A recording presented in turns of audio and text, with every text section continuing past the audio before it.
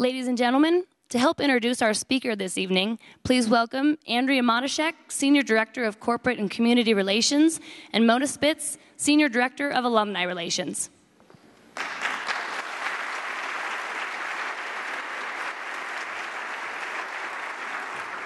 Thank you, and welcome to the season finale of Voices of Experience.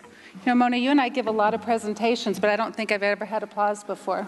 I have. Okay. It's an exciting time at Daniels and DU. The Daniels Executive MBA program is celebrating its 40th anniversary. The Burns School of Real Estate and Construction Management is celebrating its 75th anniversary. The Daniels College of Business is 106 years old and will be welcoming our new dean, Dr. Brent Kreit, to campus on August 1st. With that, would you take a moment and help me thank our current interim dean, Dr. Charles Patty.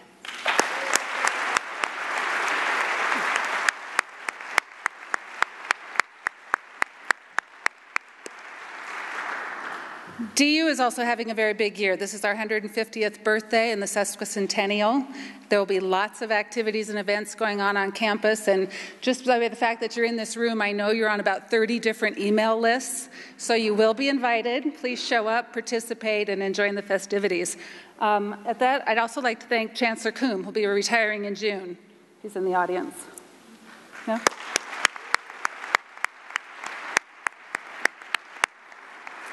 We've had a great season of VOE speakers: Joe Ellis from the Denver Broncos, Tom Kelly with IDEO, Dan Caruso of the Zayo Group, Walter Bettinger from Charles Schwab, and tonight we're honored to host Jim Lentz, CEO of Toyota North America. For those of you who have joined us over the year, thank you. And for those of you who are attending for the first time, we hope to see you here back next year. But before we introduce Mr. Lentz, I'd like to honor the sponsors of this series. As you know, VOE is a fully funded program for the Daniels College, and it's based on the gifts from people like you, from the community and corporate community that support this event and make it fully funded. In addition to our generous sponsors, many individuals contribute to the program throughout the year by making donations to the Friends of VOE. Because of this generosity, for the first time ever, the Friends of VOE Fund was able to establish a scholarship for a graduate student internship over the summer to help set up programming for next year, so that was a big win for us this year. I'd also like to recognize the VIP pass holders for their financial contributions: Solvig Lawrence from Howard Ecker and Company, Les and Jean Petticord, and Edward and Stephanie Harvey.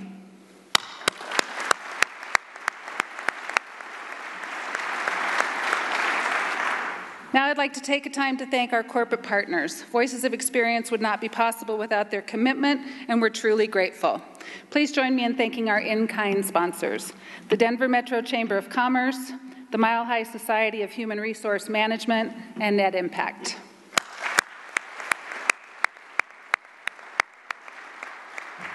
Now I would like to thank each of our corporate financial sponsors for their commitment and present them with a gift as a token of our gratitude.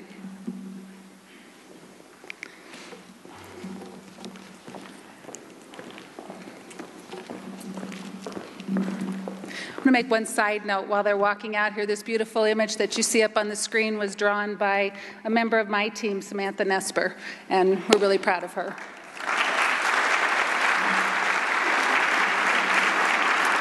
From U.S. Bank, Hassan Salem.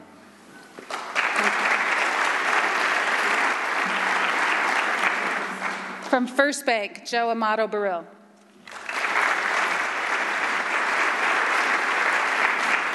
From Financial Executives International, Kristen Keys. From Enterprise Holdings, Brian Smith. From Grant Thornton, Scott Remington. From the Daniels Executive and Professional MBA Program, Lisa Grassfield. And from CoBank, Darlene Lowry.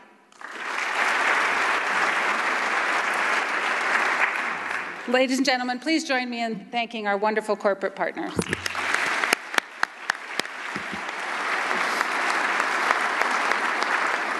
Finally, I'd like to thank the people that really make VOE happen. First, we have a IMBA grad student who's graduating this May, Warren Booth. And Warren's been with us for 2 years and does so much behind the scenes to make things happen. He's also looking for a job. He will have a lasting contribution to this program, and it was actually Warren's efforts that helped set up the internship program for the summer. So thank you to Warren.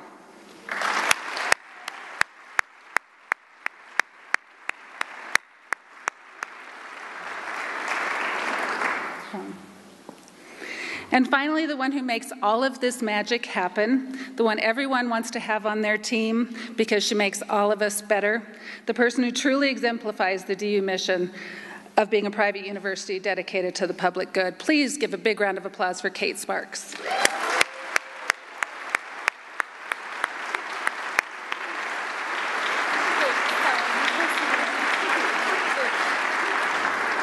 Now I'd like to turn it over to Mona Spitz to introduce our speaker.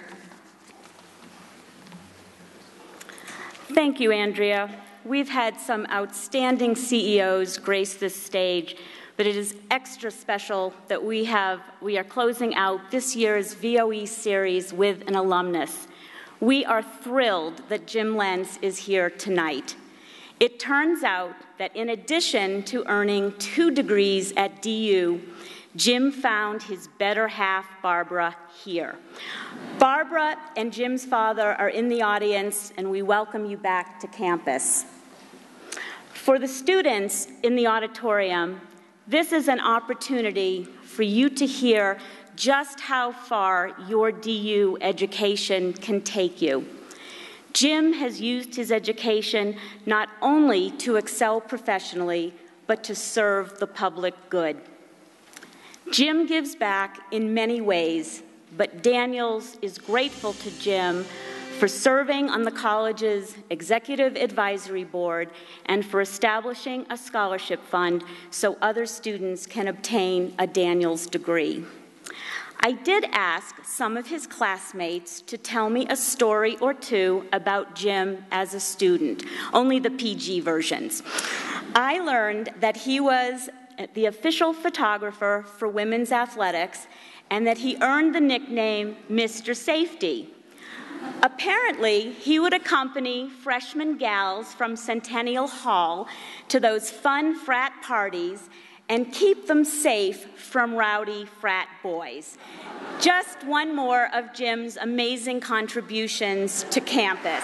Please join me in welcoming Jim Lentz.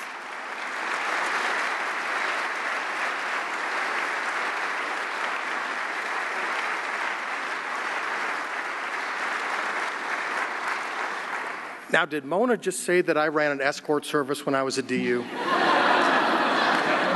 That's really not what it was.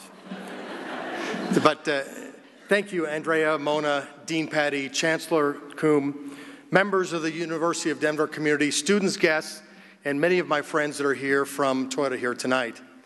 You know, for me and my wife, Barbara, who is also a DU graduate, it's an absolute pleasure, and I can tell you it's an honor to be back here on campus. Barb and I have a lot of great memories of our college years, and we're both proud to be associated with this world-class institution, especially the Daniel College of Business. You know, when I think of this school's namesake, Bill Daniels, I think about something that I pay for every month, but with my travel schedule, I seldom get a chance to use. You know, Bill earned the nickname of the father of cable television. And I don't know if you know his story, but he was in a bar when he saw television for the very first time. And he couldn't believe that he was in Denver watching a live boxing match all the way from New York. And he thought, what if others could enjoy television in their own homes with a menu of viewing options? And this set Bill on a quest that helped revolutionize communications in our country. Because today, 94% of Americans watch some sort of video content on their televisions each and every month. Now, clearly, Bill's entrepreneurial spirit was evident at a very early age, and the legacy that he's left us here at DU helps to prepare students to succeed in the business world, while instilling an appreciation for our responsibilities to society in the communities where we do business. You know, and I can tell you that point can't be overstated. Today, customers insist on knowing that the companies that they do business with care about more than just themselves, that they care not only about their profits, but they are responsible and active as community partners. And this evening, I'd like to share 3 lessons that I've learned that I believe will help contribute to your future success and help enable you to see the positive effects businesses can have on society. So let's start with the first lesson of staying true to your values. You know, after graduating from DU with my bachelor's degree and an MBA, I jumped into a career in the auto industry, and I love this business.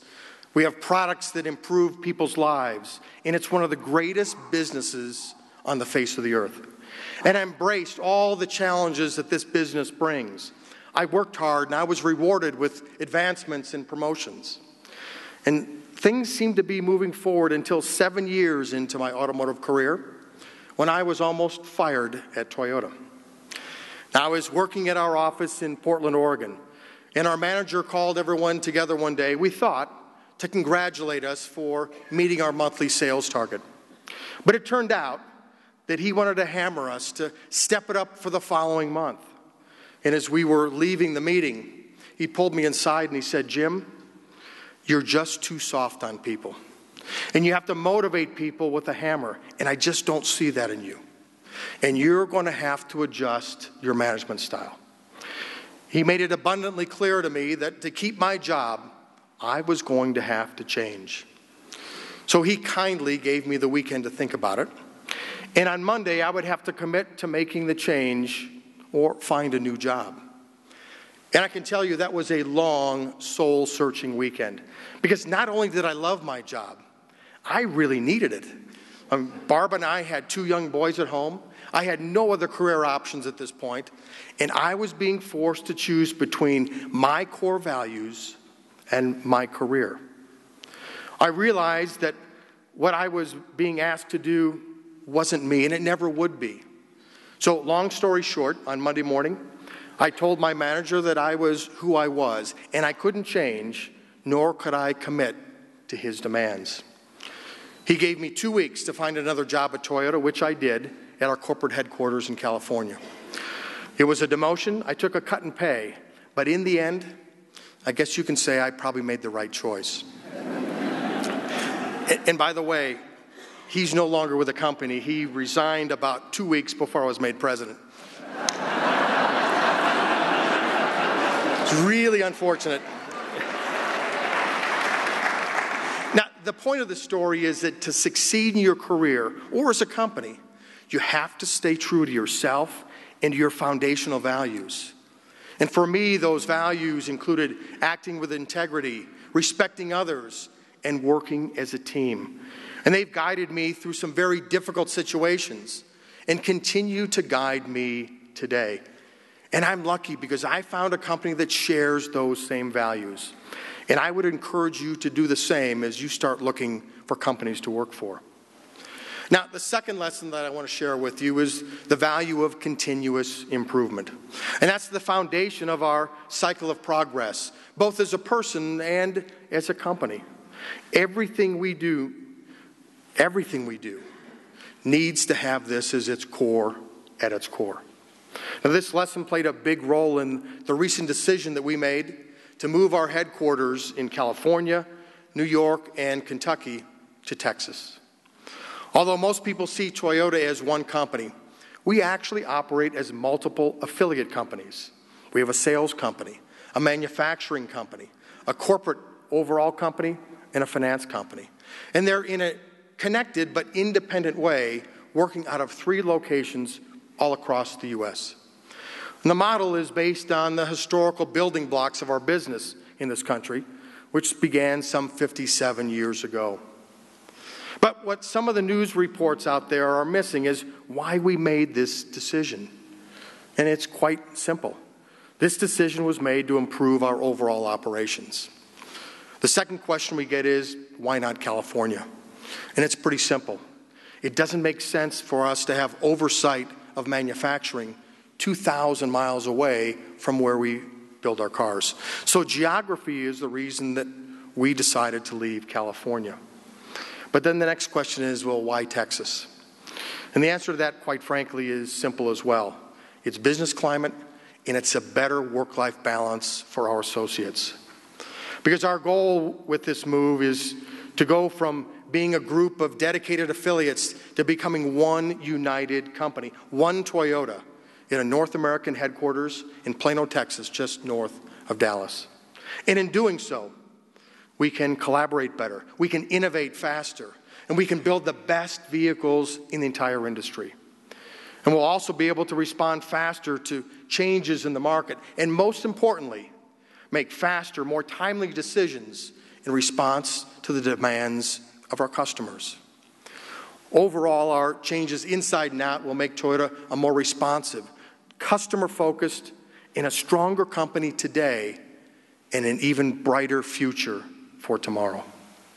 We'll stay focused on our customers and constantly analyze every part of our business in an effort to achieve our vision of enriching society by building great vehicles.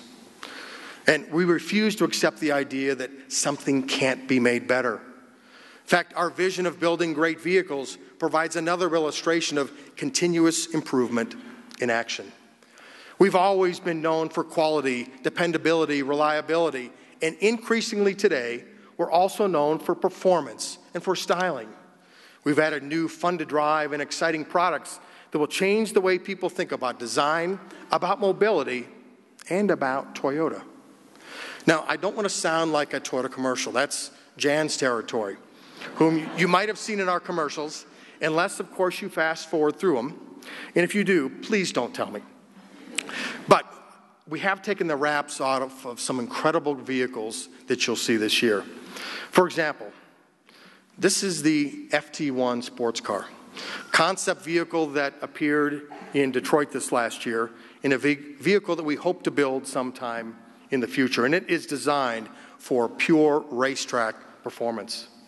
There's also the new Lexus RC family, absolutely spectacular coupes coming to Lexus, and a major refresh to the 2015 Camry. So we are listening to our customers, and we are being more responsive as an overall company. But we're not stopping there. In this era of fluctuating gas prices, consumers want great fuel economy and environmentally responsible cars. That's why in 2015, we're bringing to market our first zero-emission hydrogen fuel cell sedan. Take a quick look.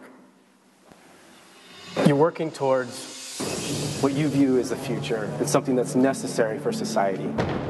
Technology like this is something to strive for and to be really excited about. It runs on oxygen from the air and hydrogen, which you store in tanks. It generates electricity. The only byproduct is water. You can have over 300-mile range, and you can fuel in 3 to 5 minutes. The biggest thing you notice, you accelerate, you're peeling the tires, you're feeling go, but it's quiet. It has very low center of gravity, so it has really good dynamics. So it's a lot of fun to drive.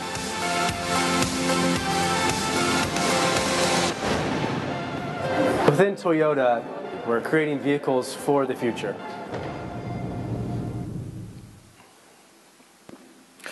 Now, we believe that this vehicle can move the industry to a new era of sustainable mobility.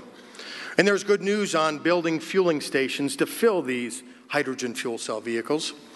Toyota is proud to play a leading role in bringing together other automakers, including Mercedes-Benz, General Motors, Honda, and Hyundai, as well as energy companies and state and local government agencies to work together to build the required infrastructure. And just last week, Toyota announced plans to provide financial assistance to 2 energy firms that will kickstart the construction, operation, and maintenance of a hydrogen refueling network in targeted locations all across California. Now, in addition to our fuel cell sedan, Toyota's developed an array of forward-thinking concept vehicles to address issues like population shifts, congestion, air pollution, and safety. And one of my favorites is a vehicle that we called the Toyota iRoad. It's a two-seater that's a cross between a motorcycle and an ultra-compact car. You have to see this in action. Take a look.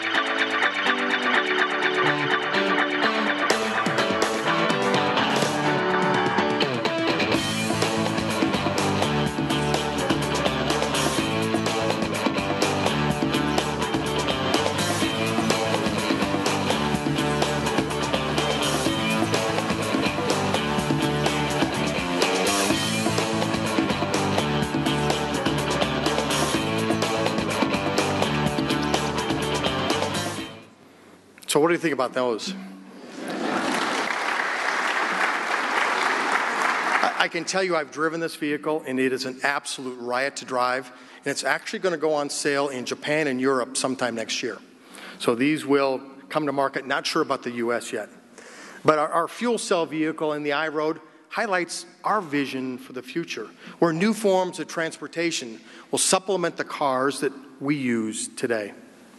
So when you add it all up, from designing more emotional cars for today's consumers and creating sustainable mobility solutions, Toyota is committed to continuously improving our company and our products so that we can enrich society and our customers' lives.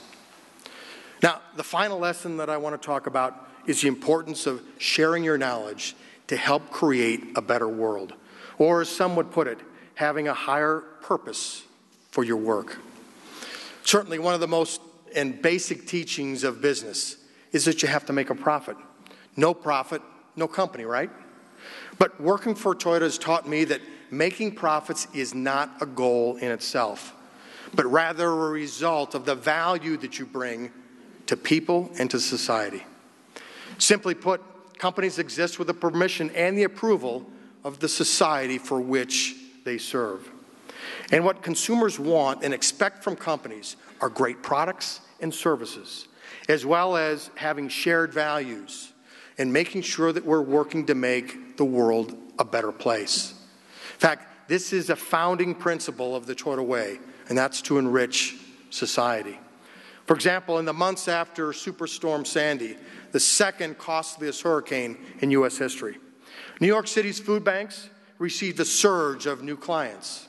And those at the end of the line had to wait a very, very long time. Recognize an opportunity to help. The Toyota Production System, sometimes referred to as lean manufacturing in business schools, shared our know-how with food banks to serve more people faster. And it made a big difference. Take a look.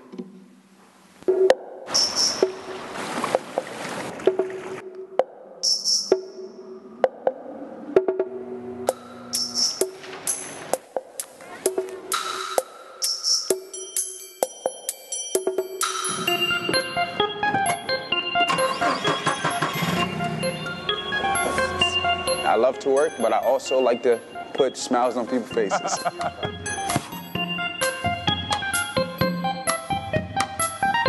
George is a great leader, but they didn't really have a system kind of set up. Because if you have a good system, I think the work takes care of itself.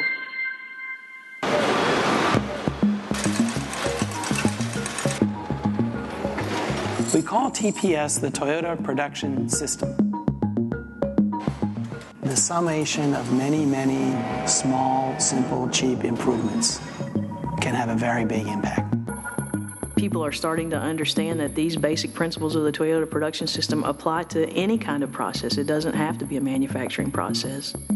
We have our way of doing it, but if there's a faster way for us to go out and get food out to people faster, then I'm all for it. I'm all for it.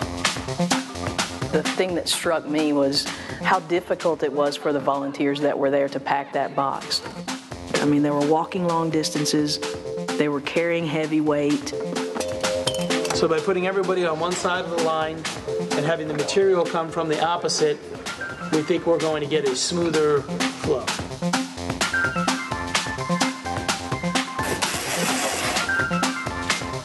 Does anybody remember how long it was taking us to pack one box when we first started? 3 minutes. 3 minutes? That's exactly right. It was around 3 minutes. 3 minutes per box. What do you think we were packing one box? How long and how many seconds today? About 11 seconds. Outside Toyota, problem can sometimes have a negative connotation, like a bad thing. I find that in many cases it's better to say we have something that we can improve. How long did you guys wait? We waited for like about a minute.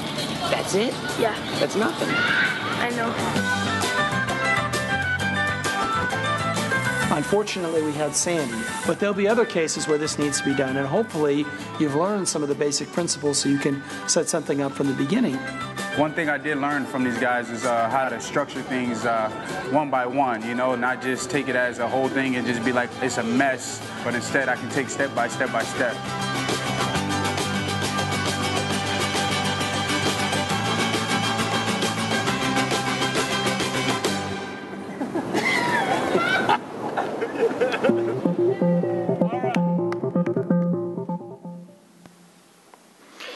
So in all, thank you. So in all, our teams have worked with nearly 200 North American companies and nonprofits over the last 20 years. In short, by sharing your knowledge, you'll find meaning in your work, and often success will follow. So my hope for you today is that these lessons that I've learned and shared with you can help affect your careers and opportunities for success. Whether you're a student, an executive, or a member of the university community, I encourage you to hone your leadership skills and remembering that teamwork, not a hammer, is a much better way to achieve your own goals and that of your organization. Build a solid foundation of values, then apply these values in your personal and your professional lives. Seek to continuously improve your decisions and career path to ensure that you're making progress towards your vision of success. And enrich your community by sharing your time, your expertise, and your resources. These lessons have made a significant positive impact in my life, and I believe that they'll help you navigate your own personal and your professional journeys that lie ahead. As Benjamin Franklin wisely said, without continual growth and progress, such words as improvement, achievement, and success have no meaning. Thank you again, and I wish you all the best in the future. Thank you.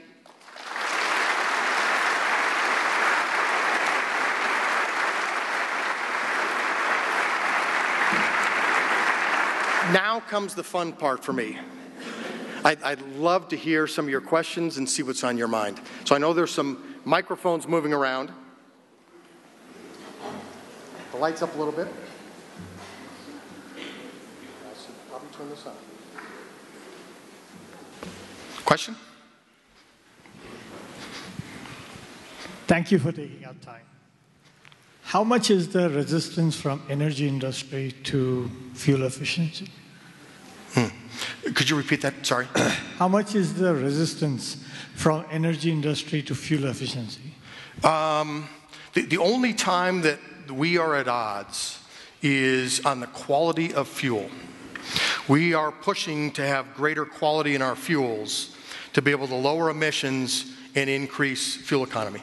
But short of that, I think most of us are all on the same page. The reality is, if you would have asked me 5 years ago where we would have been in terms of our view on fossil fuels in this country. I would have told you that by 2025 we would have reached peak oil, and that by 2025 we would have been looking at a new source of energy for cars, either hydrogen or natural gas, and that fuel source would probably last for another 25 to 40 years. But today, with new technologies to develop new sources of oil, that may not be taking place. And I can tell you as an auto manufacturer, that's a real concern for me. Because if you look at the assumption for this decade was that we were going to have rising fuel prices through the rest of this decade. And vehicles and fuel economy is going to go up quite a bit. The average fuel economy by 2025 will be about 55 gallons per vehicle, miles per gallon. Some vehicles, smaller cars, will probably get closer to 85 or 90 miles per gallon. And the challenge is going to be, there's a cost to doing all that. You look at a Corolla today that's about $18,000. By 2018, that car may be $22,000 or $24,000. Because we're going to have the lightweight vehicles. There are all kinds of new safety features we're putting in cars. We're putting in new telematics. Autonomous driving will be just around the corner. So all of that is going to have a cost in vehicles. And as a manufacturer, my fear is, with flat fuel prices, it's going to be difficult for consumers to accept the price of those vehicles. And if that takes place, the unintended consequence of that is people will drive older vehicles longer. Quality of vehicles today will be on the road for another 20 years. And the best way to reduce overall CO2 in this country is to get older cars off the road and get more modern technologies on the road. So I don't think we're having that much of a battle on the fuel side. We just, quite frankly, I would rather see higher fuel prices rather than lower for people changing their habits. Next question, please. Jim, hi. Bill Brady. I'm an adjunct professor at DU Law and an attorney here in town. I'd like to have you comment on how Toyota handled the unintended acceleration problem. Some of the mistakes that might have been made, some of the things you might have done differently, and where we are now. Sure. Probably the biggest mistake we made is we were too slow to react. I made that comment about when you're here in this country running operations, you can feel the heat on your skin. Most of recall decisions at that point in time were made back in Japan. And they really didn't have that sense of urgency because they weren't living in this marketplace. So I think we were a little slow out of the box. I think midway through the process, I think we stepped it up fairly quickly. And today we realized that we were not listening to our customers closely enough. I mean, we heard them, but we didn't really listen to their issues. And I think that was a mistake on our part. We weren't fast enough, and we weren't transparent enough. We weren't transparent enough within the company with information flow, and we certainly weren't transparent enough with information flow to our regulators. And speed was an issue on that. But we've made so many changes since that point in time that we now have a seat at the table for all recalls. If we don't agree with a recall decision, we can go directly to Akio Toyota. Yes, there is a guy named Toyota in Toyota, and appeal that decision directly to Akio. We have chief quality officers and chief safety officers that we've never had before, and we have a much better working relationship with our regulators. So I think quick answer is slow to start, picked up steam, in a much better place today so it doesn't happen again. In the second level.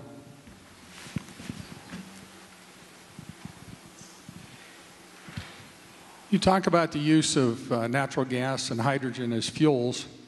The infrastructure for fueling is relatively easy to solve.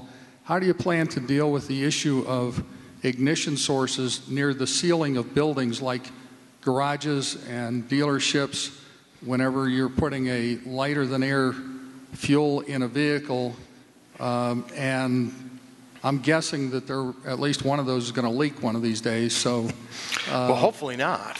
I understand, but that could be an issue. Yeah, I think the biggest issue is going to be the view of the Hindenburg in people's minds. And quite frankly, if you look at ignition source of hydrogen relative to gasoline, it's actually quite a bit safer. If you look at the construction of the tanks, these are basically tanks made out of wrapped Kevlar. It has about 250 wrappings on the Kevlar. Tanks even 10 years ago leached some hydrogen out. Today's tanks don't leach. We have a fueling station directly across the street from our office. And when you look at the roof, most gas stations have a flat roof over the top of them where you fuel. These are V-shaped. So if there ever is hydrogen that comes out, it goes into the atmosphere much, much quicker. So we're confident. We have to do all the crash testing to make sure that it's safe. But we've shot these with 50 millimeter rounds. We've dropped them off of buildings. We've burned them in buildings, and we have not had any issues yet. So obviously, that's not how you test it for federal regulation. But we've done some crazy things just to see. And I can tell you, last year I drove a prototype for about 3 or 4 months. And it's what we call a mule. So it was the hydrogen system in an existing vehicle. It was in a Highlander. And that vehicle took me about 5 or 6 minutes to refuel. I could go over 400 miles on the vehicle. And all the emissions was just water vapor.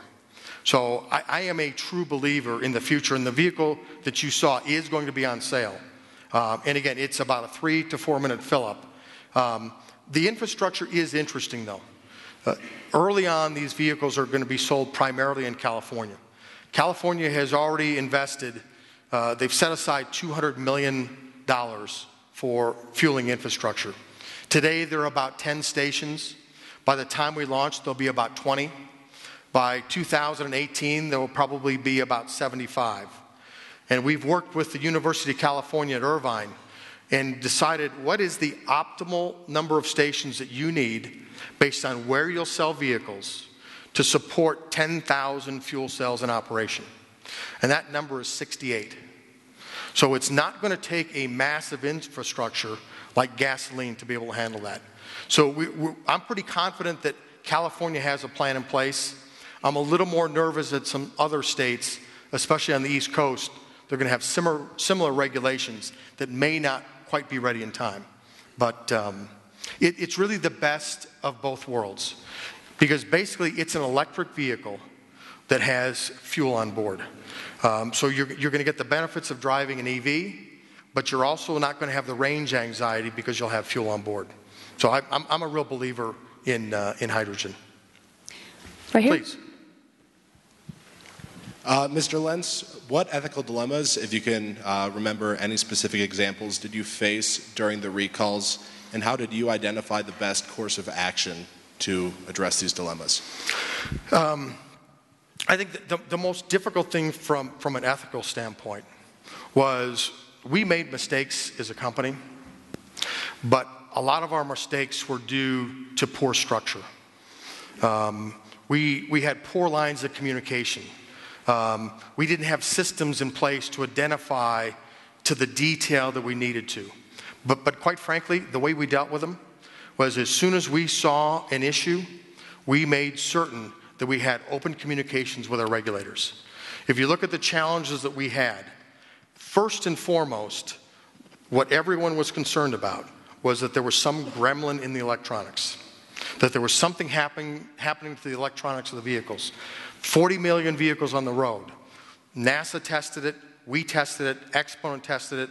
They have not found a single event that has caused an unintended event as a result of electronics. Our issues were caused by floor mats and the potential with what we called a sticky pedal that could have had a mild increase in speed. But we did what was right for the consumers. We jumped on it. In the case of the sticky pedals, when we found that we had the issue, we stopped production at our plants for 10 days. Not because we couldn't build cars with good new pedals in them, but we wanted to make those pedals available to our dealers to take care of our customers. And I can tell you the cost of doing that was enormous from a public relations standpoint, because people didn't understand why we stopped production, and from a profit standpoint, when you look at the profits on a per vehicle basis that we lost. But we did that to be able to take care of our customers. And our dealers did a great job through that entire process. Up here in the second level. Hi, Jim. I'm John Hames, Burns School, 85. 3 parts to my question. First of all, thanks for being here. To what extent do you think competition affects your marketplace and what Toyota's going to be doing? It used to be racing was a big deal. Racing is getting older. I'd like to hear what you have to say about that. Could you just comment for a second on Tesla? And what is your hometown, please?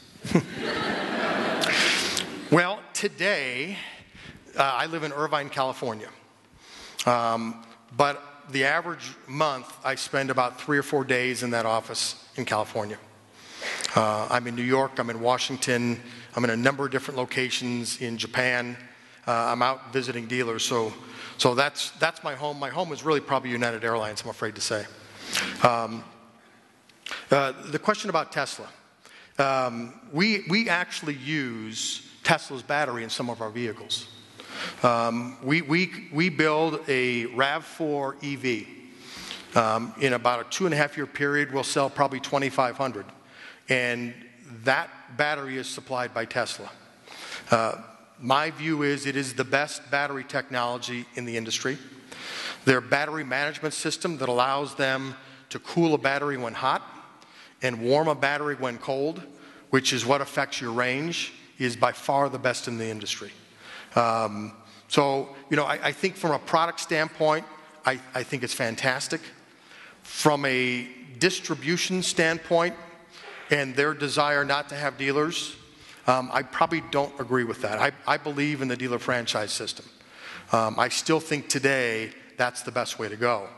I think there are times that dealers can add more value to consumers, but I believe in that system. And I'm sorry, your first question again? Competition. How much will it affect what you do, and where were you born?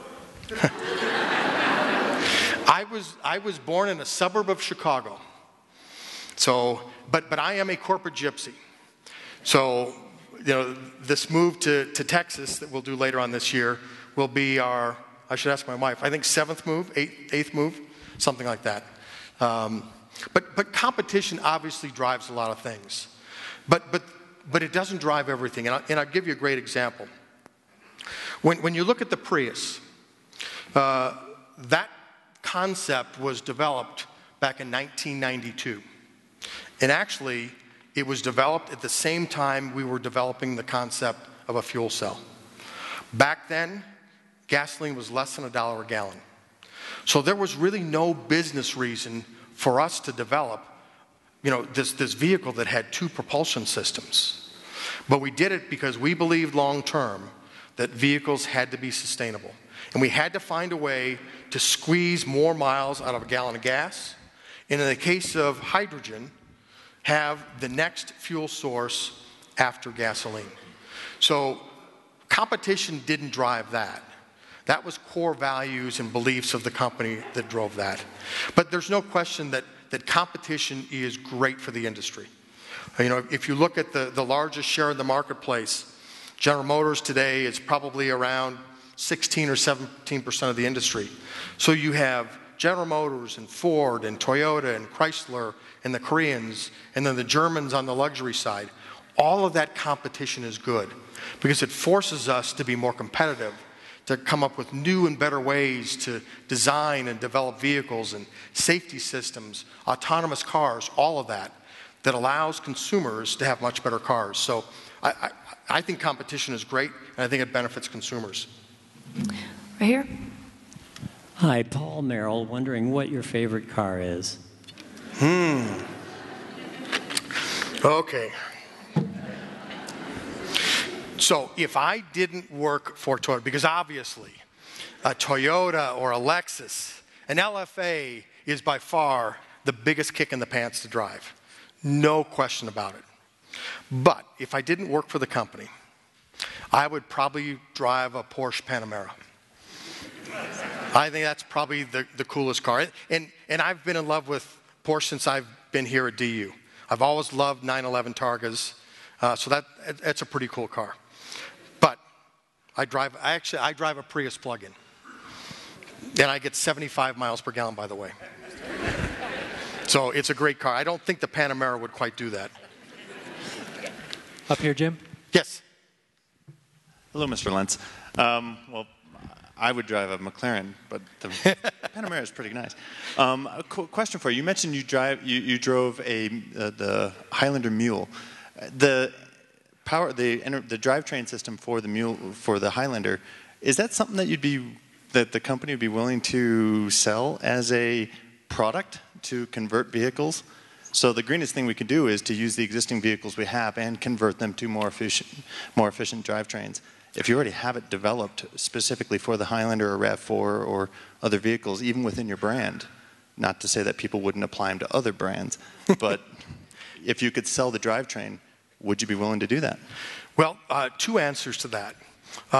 Number one is we do have a joint venture with BMW. So we will help develop a fuel cell system that they will also use. So we do share that system. In the case of that Highlander I talked about, we have about 100 of them that have been in test for the last 5 years. The cost per vehicle is slightly over $1 million each. So if you'd like, I can get your name and address, and we can sign you up for one of those. You know, the technology that we're developing for this 4-passenger car, the amount of watts that it produces is double that of the system that we're driving today. The size of the system is half that of that Highlander. It has 2 fuel tanks instead of 4 fuel tanks. So while we have a system, it was tested as a mule primarily to do durability testing of tanks and cold weather testing. So we basically tested the vehicle up in Alaska on rough roads, on extreme weather conditions, just to make sure that this vehicle worked. We also tested in the desert in Arizona, just to make sure at extreme temperatures that the system still worked. So while we have it and it's drivable, it's really not something that can go into mass production. And when you look at how vehicles are constructed, where the motor mounts are, where the storage tanks, you really would have to totally redevelop the vehicle. In a vehicle like this fuel cell, those cells will actually go underneath the passenger compartment floor. It's really not designed for a Highlander that you may be driving that's a gas model today. You couldn't just swap out the gas tank and stick that in. So it would be very, very, well, not very, it would be impossible for us to just make that conversion. CNG gas, you can put conversion on, regular gas-powered cars, but hydrogen you probably could not. Hi, Mr. Lentz. My name is Amir El-Sai, and I'm an undergrad student here. If you could offer one secret to your success, what would that be? And if you could pass that secret on to an undergrad or a graduate student who's looking for a job at Toyota, what would that be? We will be hiring in Dallas, I'm sure. I think the one secret, first off, I've always had a mindset in any job that I had that if for some reason the company didn't like what I was doing, I could always find another job. So I had confidence, not arrogance, but confidence in my abilities to be able to speak up and not be in fear of something. So I've never been really political. I kind of wear my heart on my sleeve. People know what I'm thinking. But that said, to me, my biggest asset has been don't be a critic, be a problem solver. When I sit in meetings and I hear people talk about what's wrong, I know what's wrong. Tell me how to fix it. So that's been my success. You know, if I go into a meeting and the boss gives me some plan to fix things, and I'll say, that's really good, but have you thought about this, this, or this? Instead of saying, boss, what were you thinking? I mean, you just can't do things like that. So don't be a critic, be a problem solver. To me, that has been the secret to my success throughout my career. And as a boss, I'm a good decision maker. But I make good decisions if I have a lot of alternatives. So I want to try and create an environment within my company that I get as many different types of alternatives as possible. The broader the spectrum, the better the answer is at the end. You know, I can make a decision if I'm offered one alternative. Chances are it's not going to be a very good decision. But if I have 5 or 6 different alternatives, I'm pretty good at figuring out which is the best. And I know that my team has looked at everything, and that's how our company operates. One more right here. Hi, Mr. Lentz. I'm a full-time MBA student here, so thank you very much for your time. You're talking about fuel cells, and that's the next generation of fuel for cars. I'm curious if Toyota is investing any time, resources, energy in the next generation of material for the car, because you're still very gasoline-based, oil-based with what's actually going in, the plastics and whatnot. Yeah, I mean, the materials in vehicles, Prius is probably the best example. There are less components in Prius that are based on fossil fuel than any other vehicle on the road. Even when you look at leather seats, we don't even put leather seats in Toyota products because of the tanning process on a vehicle like Prius.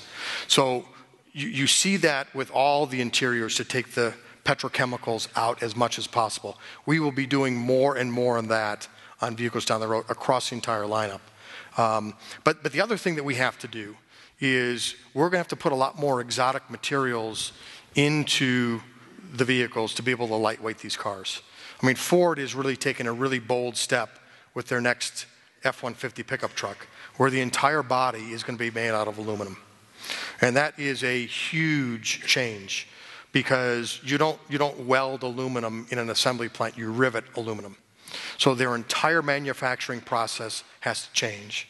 They're going to have to go out and train all these body shops on how to work with aluminum. But I will promise you, when this truck comes to market later on this year, they will have at least one of their models that will probably get 30 miles per gallon in a full-size pickup truck. And that's what we're all going to have to do to be able to meet these challenges in the future. So not only are we going to change the interiors, we're also going to change the materials that we build these cars out of to make them lightweighter and still meet new, more stringent safety standards down the road. Right up here. Mr. Lentz, thank you for being here. A question for you. You shared the importance of sharing your knowledge and those things that you've learned. Clearly, Toyota North America has established a mechanism for manufacturing on domestic soil and making that a cost-effective product. To what extent, if any, is there conversation outside the industry to help others identify ways to manufacture in a manner that allows products to be manufactured domestically, sold domestically at a reasonable cost so that American jobs can come back to the fore, not because it's bad to have them overseas, but because it's important for sustainability of communities here? Sure. Number of examples. The first and the best example was probably the joint venture that we had with General Motors in Fremont, California called NUMMI, where we built vehicles side by side. And part of that was for us to learn manufacturing in the U.S. That was before our plant in Georgetown. And part of it was to be able to transfer some of our production system knowledge to General Motors. This video that you saw of what we've done with the food bank in New York, that group actually started back in the early 90s. And they would go to parts suppliers, not just ours, and work with them to improve efficiency, make their operations safer for their workers, and help to improve quality. So we did that industry-wide. We didn't care if they were ours or not. So we do quite a bit of that to try to share that knowledge as much as we possibly can. Okay, this will be our last question. Okay. Make it a good one. All right, Pressure's on. See what I can do here. A couple years ago, I was involved in a transaction between Toyota, actually Toyota Tsushiro, and Cana where Toyota bought a 32.5% working interest in a coal bed methane field in southern Alberta, 2 million acres. Could you talk a little bit about your strategy for investing in natural resources? And I was surprised to learn how much natural resources Toyota even did. So if you could talk about that. Well, Toyota Tsusho is a separate corporation. So while they are a company that we have a share of interest in, we do not manage that company. So the decisions that they make on investment, where they invest, what they invest in, is in fact their decision. So we are an investor, but we do not have operational control of those vehicles, of those operations. So what they do is kind of their business. That question has come up often.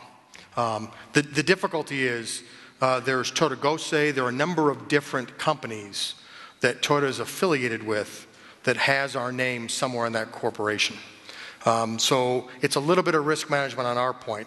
I think we've got to be a little bit tighter about what happens in those companies, but for the most part, I don't even think we have board representation on their boards. So it is truly as an investment.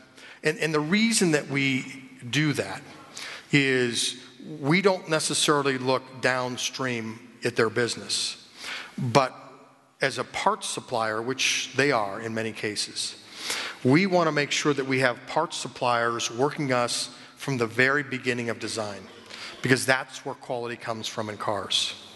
If you do all the design work on your vehicle, you send the blueprint off to a supplier, and you say, in 9 months, I need this widget built to be able to put into my car, chances are that widget might not fit just right. I mean, I've seen assembly plants, not ours, but competitors, where they literally use a big mallet to hammer the dashboard in place because they didn't work with the supplier early enough and it doesn't quite fit. And what happens is, over time, it squeaks and it rattles. So we would rather work with companies that we have an affiliation with, part ownership in, so we can bring them into the tent sooner to build much better quality in our vehicles. That was the last question, I take it. Jim, thank you so very much. Thank you very much. That was wonderful. Thank you, everybody.